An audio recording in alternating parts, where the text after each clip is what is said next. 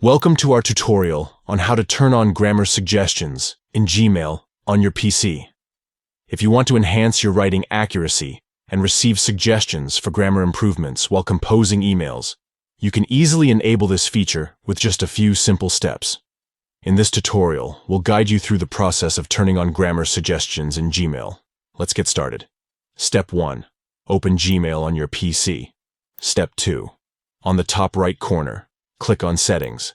This will open a drop-down menu with various options. Step 3. Click on See All Settings. This will take you to the Gmail settings page. Step 4. Scroll down and locate the Grammar section. Step 5. Next to Grammar, click on Grammar Suggestions On. This will enable the Grammar Suggestions feature in Gmail.